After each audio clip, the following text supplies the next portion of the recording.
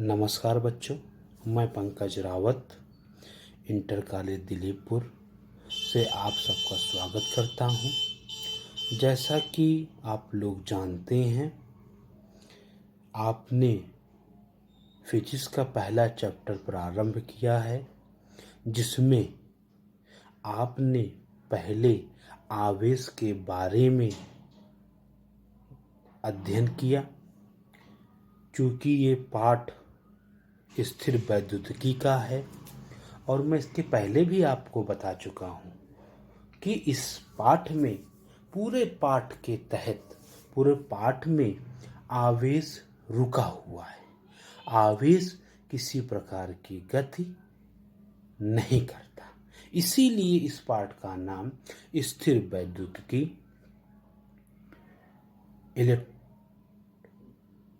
Electrostatics रखा गया, क्योंकि इस पाठ में जो हमारा आवेश है वो रुका हुआ है। चलिए इस कड़ी में हम लोग प्रारंभ करते हैं।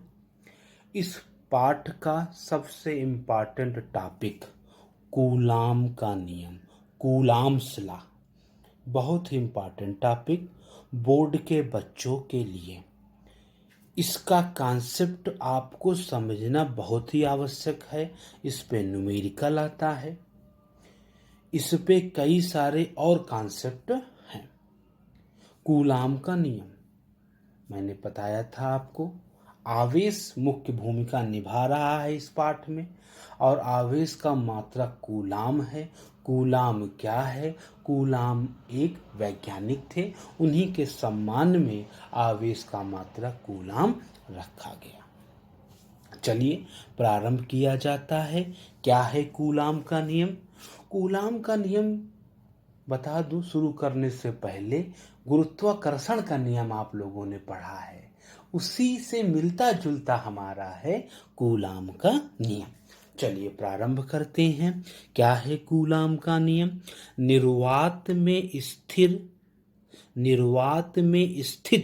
दो स्थिर बिंदु आवेशों के बीच कार्य करने वाला वैद्युत बल दोनों आवेशों की मात्राओं के गुणनफल के अनुक्रमानुपाती तथा उनके बीच की दूरी के वर्ग के व्युत्क्रमानुपाती होता है।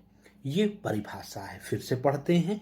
निर्वात में स्थित दो स्थिर बिंदु आवेशों के बीच कार्य करने वाला वैद्युत बल दोनों आवेशों की मात्राओं के गुणनफल के अनुक्रमानुपाती तथा उनके बीच की दूरी के वर्ग के व्युत्क्रमानुपाती होता है। चलिए, आपने 2 बार परिभाषा पढ़ी, अब एक शब्द को समझा जाए। यहाँ एक शब्द आया है निर्वात, इसका क्या मतलब है ये समझ लिया जाए। बहुत बच्चों को पता होगा, जिनको नहीं पता है मैं बताता हूँ। निर्वात को अंग्रेजी में कहते हैं वैक्यूम। क्या कहा जाता है? वैक्यूम। आप पूछेंगे सर वैक्यूम क्या है, निर्वात क्या है? इस कमरे में मैं बैठा हूँ, आप भी किसी न किसी कमरे में बैठकर मेरा वीडियो देख रहे हैं। अगर उस कमरे की सारी वायु को उस कमरे से बाहर निकाल दिया जाए, अर्थात उस कमरे में वायु ना हो, तो हम कह सकते हैं कि ये इस कमरे में निर्वात है। कहने का मतलब जहाँ वायु ना हो उस स्थान को निर्वात कहा जाता है। निर्वात में स्थित माने रुका हुआ। मैंने पहले ही कहा था आवेश क्या होगा? रुका होगा। स्थित दो स्थिर बिंदु आवेशों के बीच कार्य करने वाला वैद्युत बल, यही वैद्युत बल, आवेशों के बीच कार्य करने वाला वैद्युत बल। अब यहाँ रुक जाए वैद्युत बल किस प्रकार का होगा? ध्यान दीजिएगा, वैद्युत बल 2 प्रकार का होगा। एक होगा या तो प्रतिकर्षण या तो आकर्षण। अब प्रश्न आया, प्रतिकर्षण आकर्षण किस पे निर्भर करेगा? अगर दोनों आवेश, मान लीजिए एक आवेश ये है और एक आवेश ये है, इसका नाम Q1 है, इसका नाम Q2 है। अगर इस पर धन है, इस पर धन है, इनके बीच की दूरी स्मॉल r है, ये धन, तो हम जानते हैं अगर धन धन होगा तो प्रतिकर्षण होगा। अगर सपोज करिए ये माइनस दोनों माइनस, तब भी क्या होगा, प्रतिकर्षण बल होगा। अगर यहाँ पर प्लस यहाँ पर माइनस तो क्या होगा, आकर्षण। हमने बताया था आवेश क्या है। आवेश दो प्रकार के होते हैं, धन आवेश ऋण आवेश, धन आवेश ऋण आवेश। और इन आवेशों के बीच में दो प्रकार का बल लगता है, या तो आकर्षण होगा या तो प्रतिकर्षण होगा। किस पर निर्भर करेगा, अगर दोनों समान होंगे, सजाती होंगे, प्रतिकर्षण होगा। अगर दोनों विजाती होंगे तो आकर्षण होगा। मेरी बात समझ गए। तो हमने क्या डिस्कस किया था, वैद्युत बल। वैद्युत बल क्या होगा, इसकी परिभाषा एक और भी हो सकती है, निर्वात में स्थिर दो स्थिर बिंदुओं के बीच कार्य करने वाला आकर्षण या प्रतिकर्षण बल, दोनों ये भी कह सकते हैं, चाहे आकर्षण प्रतिकर्षण बल कहिए और चाहे वैद्युत बल, कई प्रकार की परिभाषाएं हैं। वैद्युत बल दोनों आवेशों की मात्राओं के गुणनफल के अनुक्रमानुपाती तथा उनके बीच की दूरी के वर्ग के व्युत्क्रमानुपाती होता है। आइए थोड़ा सा समझा जाए। ये हमारे दो आवेश हैं, देखिए Q1 Q2 दो आवेश हैं, इनके बीच कार्य करने वाला आकर्षण या प्रतिकर्षण बल, इस पर डिस्कस खत्म हो गया। इनके आवेशों की मात्राओं के गुणनफल, फल बल की बात हो रहा है। बल माने यफ माने बल को अंग्रेजी में कहते हैं force, represented by capital F.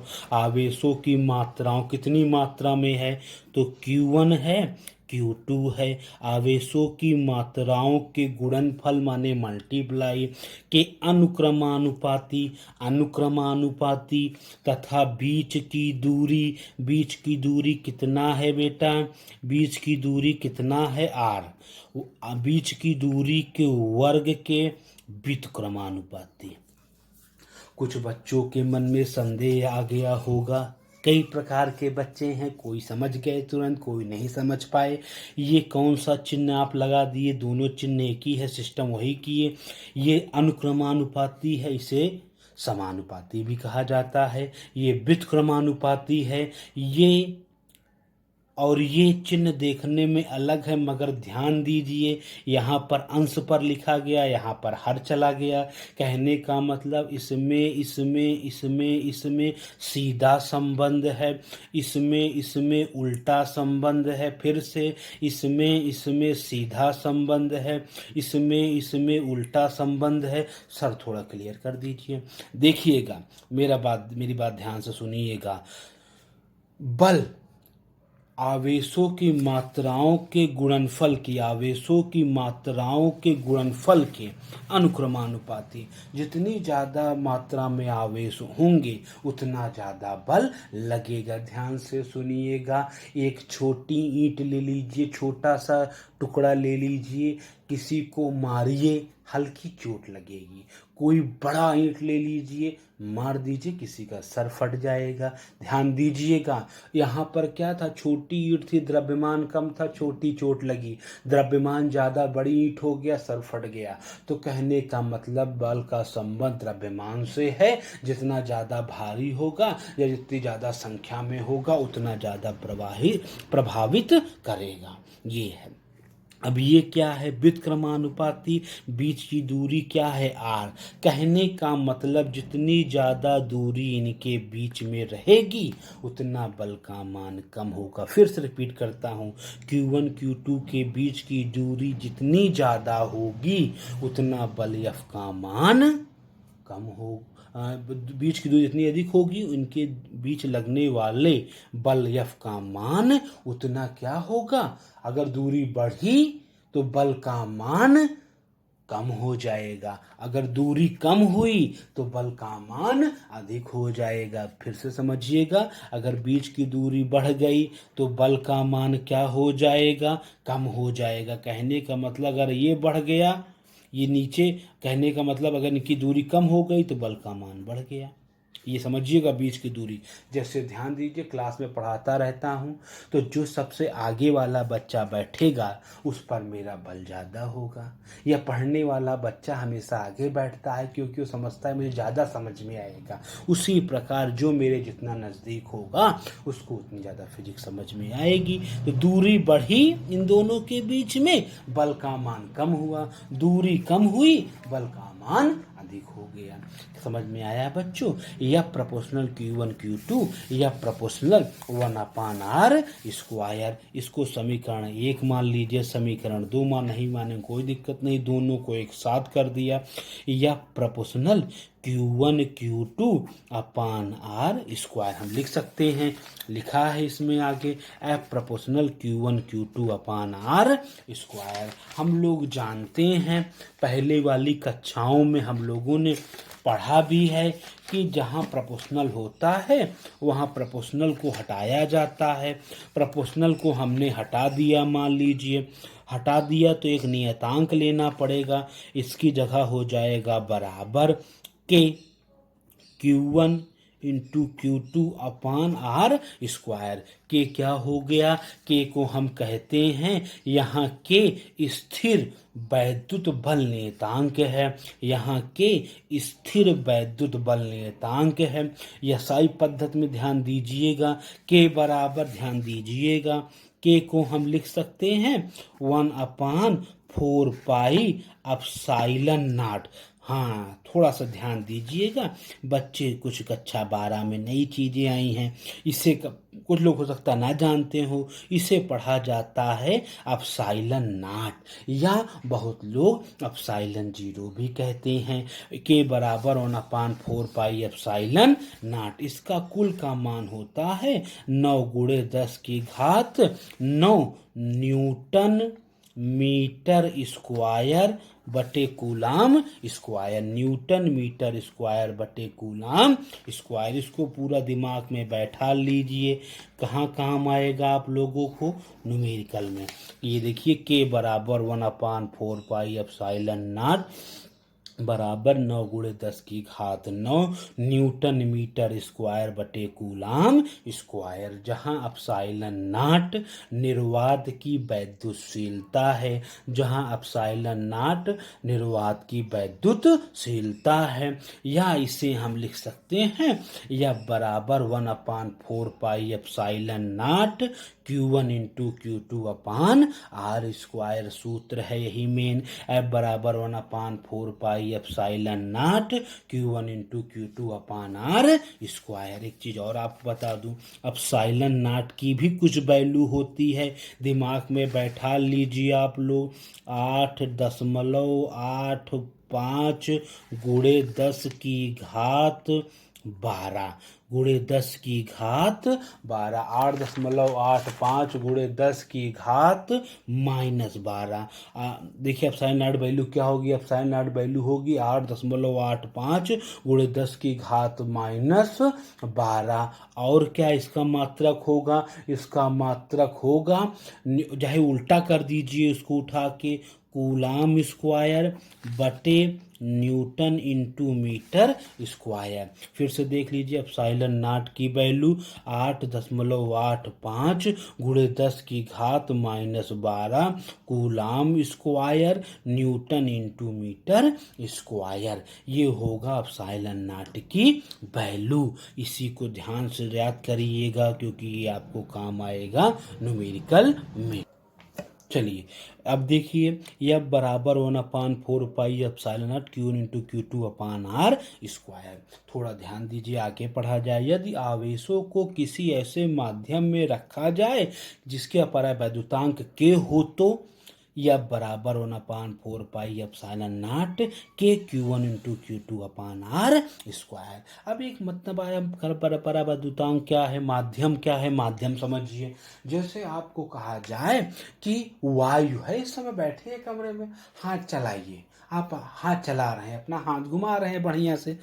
अब आपको कह दिया जाए पानी के अंदर जाइए, आप पानी में चले गए, अब हाथ घुमाइए, तो क्या आप उतनी आसानी से हाथ को घुमा पाएंगे जितनी आसानी से आप अपने हाथ को वायु में घुमाया था, कमरे में घुमाया था? तो आपका उत्तर होगा नहीं सर, यहाँ कुछ दिक्कत हो रही है। इसी को कहते हैं माध्यम।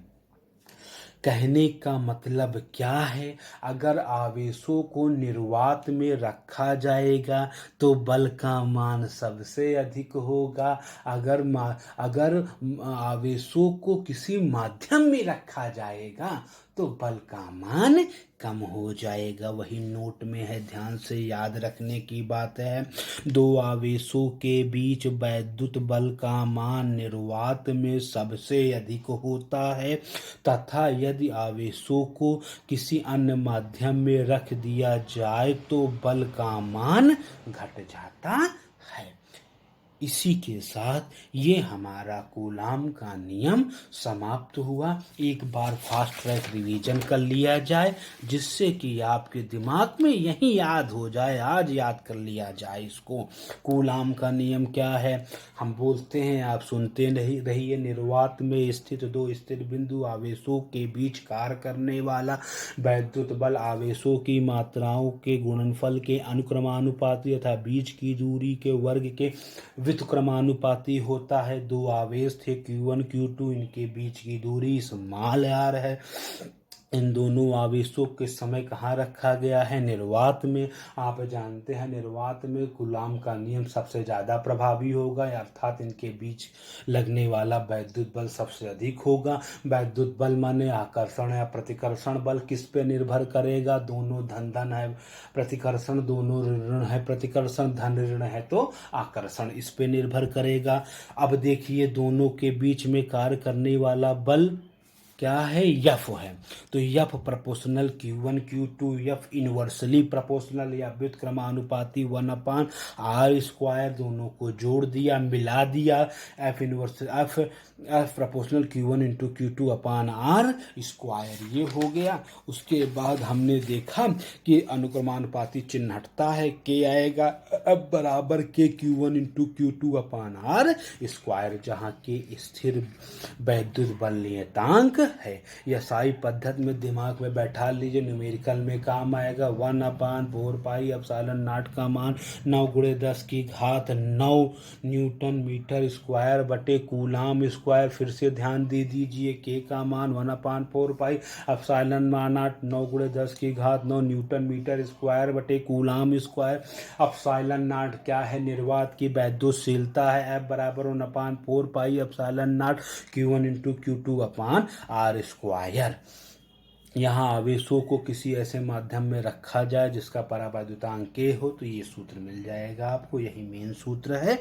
और आप लोग जानते हैं आपका होमवर्क क्या है, जल्दी से नोट कर लीजिए बच्चों। एक बार कूलाम के नियम का सचित्र वर्णन कीजिएगा, विशेष ध्यान दीजिए, पूरा 2 बार लिख के हमको दिखाइएगा बिना देखे। नमस्कार बच्चों।